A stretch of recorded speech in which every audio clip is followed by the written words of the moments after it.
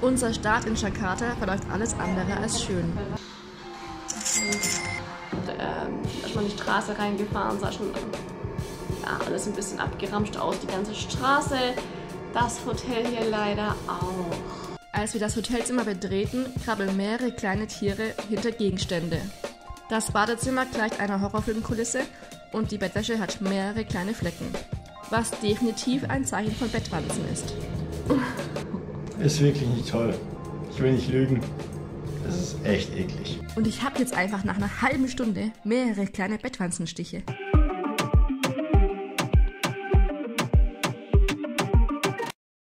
Vom Dschungel Sumatras fliegen wir über Medan nach Jakarta. Von dort aus buchen wir uns einen Grab in die Metropole. Jakarta ist die Hauptstadt von Indonesien und bekannt als eine der dreckigsten Städte der Welt. Trotz eines schlechten Startes wollen wir herausfinden, ob Jakarta wirklich so schlimm ist. Und der erste Eindruck in Jakartas Straßen, boah, ist schon krass hier. Wir beschließen kurzerhand das Hotel zu wechseln und checken im sauberen Flamenco Urban Living ein.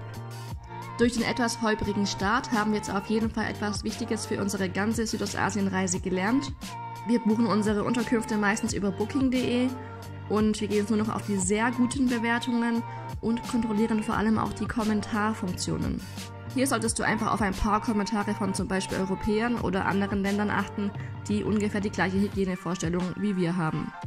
Im weiteren Verlauf haben wir das immer beachtet und haben trotzdem für unser Hotelzimmer im Durchschnitt nur 12 € bezahlt. Nachdem wir ausgeschlafen haben, haben wir Hunger und es zieht uns erstmal in die Stadt. So, wir haben jetzt was zu essen gefunden. Die Leute hier sprechen wirklich gar kein Englisch mit Händen und Füßen, einfach nur irgendwas zeigen und mal gucken, was dabei rauskommt. So, wir sind jetzt gerade zu einem Pulsar-Shop gelaufen, einen ganz kleinen, und haben versucht, eine indonesische SIM-Karte zu holen. Es haben uns ganz viele versucht zu helfen, mit dem Ergebnis, dass sie aber nur Karten haben mit Telefonnummern. Es ist nicht ganz so einfach, hier was zu finden. Also in ganz vielen Läden gibt es irgendwie nur ganz bestimmte SIM-Karten. Wir waren jetzt gerade in einem Laden, der hat gesagt, es gibt SIM-Karten, aber nur für Jakarta. Also laut Internet gibt es in jedem Supermarkt hier SIM-Karten. Ja. Und das soll angeblich hier alles so super einfach sein. In Bali mag das vielleicht zutreffen. In anderen Städten werdet ihr aber nur an den Flughäfen oder in großen Malls fündig. Also Leute, wir haben uns hier für XL entschieden, um hier eine SIM-Karte zu holen. Unsere absolute Top-Empfehlung für Jakarta: schnappt euch ein Grab-Bike und lasst euch einmal durch die Innenstadt kutschieren. Die erste Fahrt mit dem Grab Ride, also mit einem Bike, die war ganz witzig und irgendwie auch ein bisschen wagemütig. Ja, ist halt eine ganz besondere Erfahrung, sowas mal zu machen, wenn die halt wie die Verrückten zwischen den LKWs mit den Rollern vorbeifahren. Das macht denen nichts. So habt ihr die volle Ladung Jakarta und könnt einmal richtig die Stadt in euch aufnehmen. Wir suchen jetzt gerade nach der Scharei. Wir haben eine hier in der Nähe gefunden, laufen dahin. Es sollte eigentlich nicht so allzu weit weg sein, aber Wege zu Fuß hier in Jakarta zu machen ist nicht ganz so einfach, deshalb mal gucken. Und nur damit ihr es mal seht, so die Gehwege in Jakarta.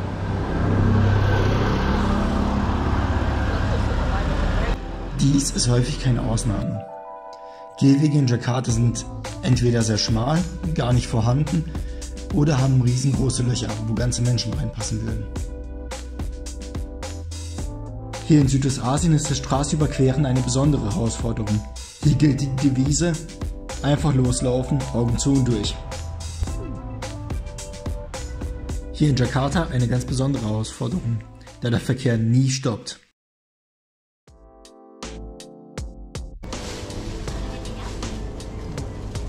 So, guten Appetit!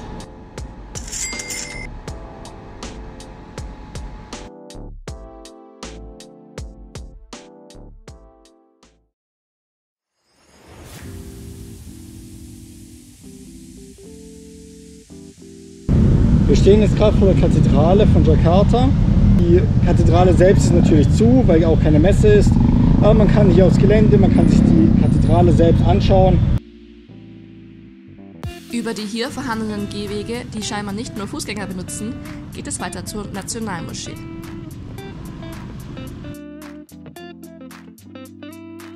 Also wir stehen jetzt gerade vor der Moschee und wir waren jetzt gerade am Eingang, wollten eigentlich rein. Da ist dann einer auf uns zugekommen und hat gemeint, dass das nur geführt geht.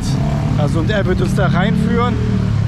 Es sah aber nicht so aus, als ob der wirklich irgendwie von der Moschee sei, sondern es war ganz komisch, er stand einfach auf dem Gehweg. Deshalb, ich und Sophie, wir haben uns angeschaut, wir haben uns gedacht, da stimmt irgendwas nicht, deshalb sind wir jetzt mal weitergegangen. Wir gucken, ob es noch einen anderen Eingang gibt, ob wir vielleicht so reinkommen, weil ich glaube nicht, dass es wirklich richtig war, was der uns da erzählt hat. Ich glaube, der wollte uns einfach nur verarschen. Nachdem wir erfahren haben, dass die Moschee geschlossen ist, rufen wir jetzt ein Grab und fahren weiter. Also wir sind hier jetzt in der Avan Lounge. Das soll hier so eine Rooftop-Bar sein. Ist es aber nicht so wirklich. Also wir sind hier im 9. Stock. Die meisten Häuser um uns herum sind höher.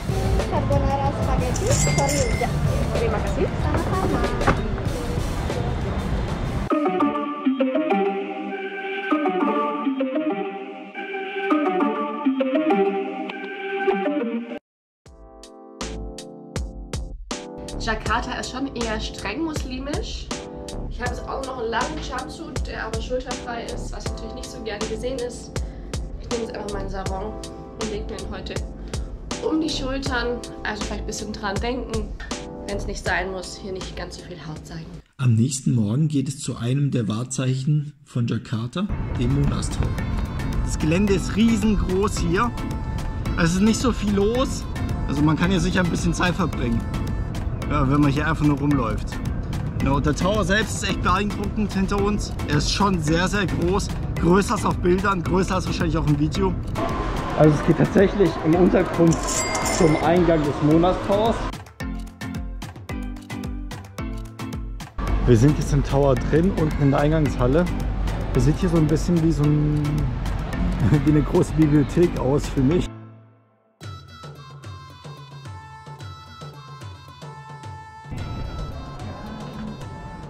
Wir sind jetzt auf dem Monas Tower. Man muss ganz schön lange anstehen hier, da sinnvollerweise nur ein einziger Aufzug eingebaut ist. Aber auf jeden Fall eine schöne Aussicht.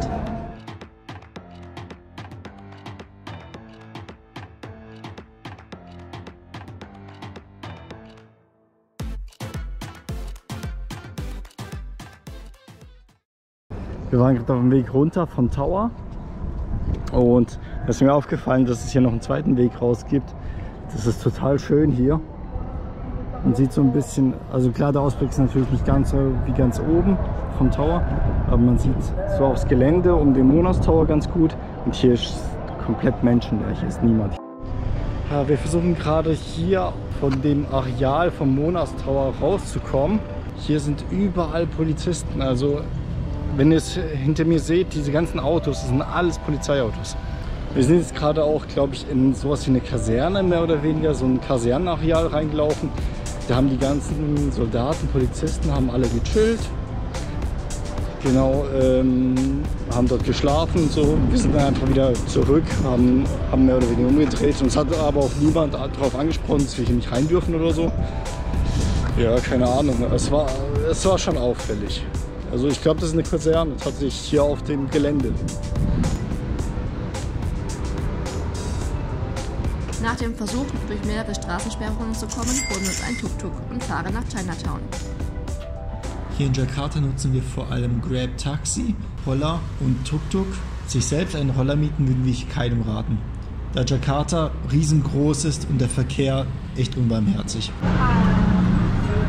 Obwohl wir schon einige Chinatowns gesehen haben, war Glodok nochmal besonders chaotisch für uns. Wie in den meisten Chinatown-Vierteln gibt es hier viel zu kaufen. Hier in Jakarta auch jede Menge Dinge, die wir nicht kennen oder etwas sonderbar finden.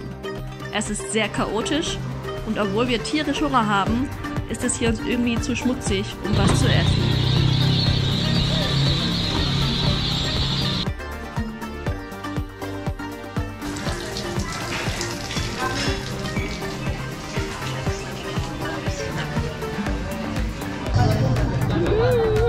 Außerdem ist es auch hier ganz normal, mit dem Roller mitten durch den Markt zu fahren.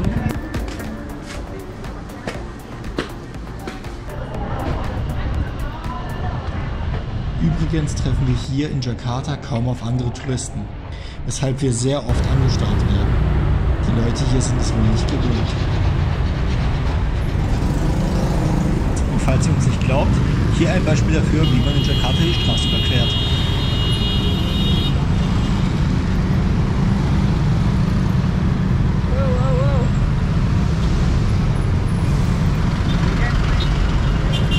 Insgesamt können wir zu Jakarta sagen, dass es zwar wenig Sehenswürdigkeiten hat, dennoch aber sehenswert ist. Denn wie die Menschen hier im chaotischen Großstadtdschungel leben, kann man sich ansonsten nur schwer vorstellen. 2 Tage würden wir aber als völlig ausreichend beschreiben. Immer wieder sehen wir junge Männer, die für etwas Trinkgeld versuchen, den Verkehr zu leiten. So verdienen sie sich durch die Auto- und LKW-Scheiben ein paar Scheine.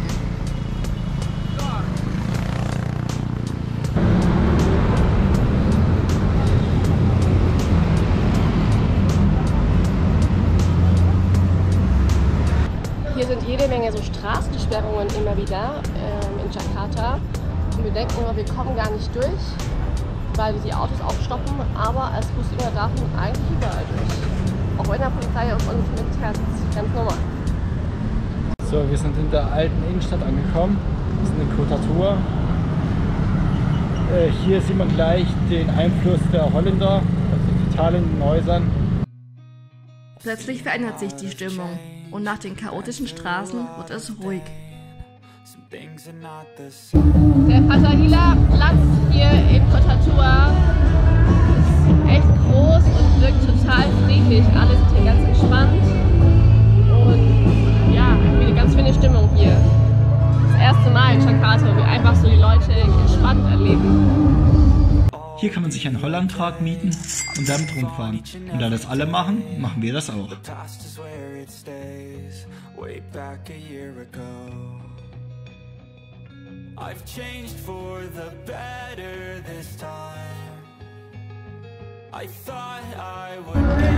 Also wir haben jetzt gerade bestimmt 20 Minuten Selfies mit anderen Leuten gemacht, als die Weißen. Ja, ganz lustig. Muss aber aufpassen, sonst kommt man gar nicht mehr raus.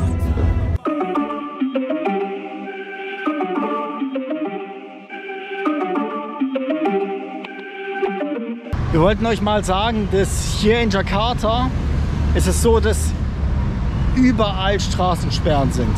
Also andauernd, wenn du dir hier einen Grab buchst oder ein Taxi oder sonst was, du musst eigentlich immer davon ausgehen, dass es länger braucht wie beschrieben, auch wegen Traffic, also wegen Verkehr und allem. Aber die müssen andauernd irgendwelche Straßensperren umfahren.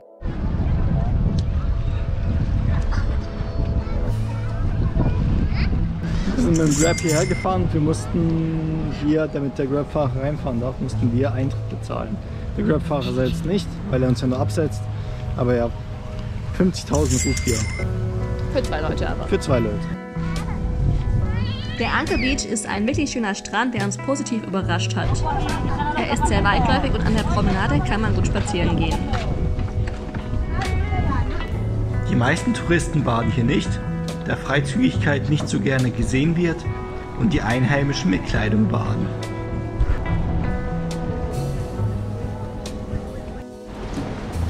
Leider beginnt es jetzt zu regnen. Wir können also den Anchor Beach nur kurz genießen.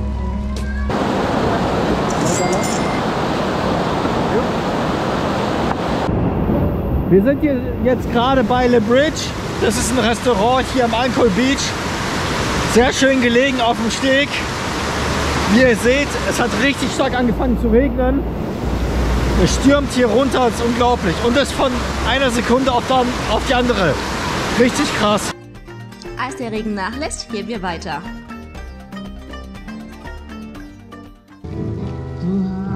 Am Abend füllt sich der Strand mit einigen Paaren, die Karaoke lauschen.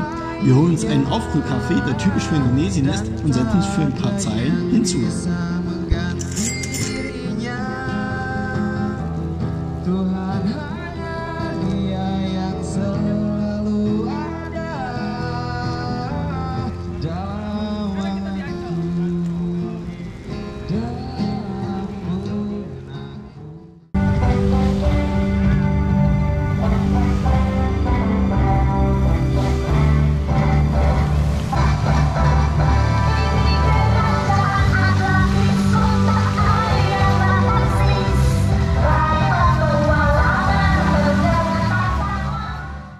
Durch den Regen kam es zu einigen Überschwemmungen bei den guten Straßen von Jakarta.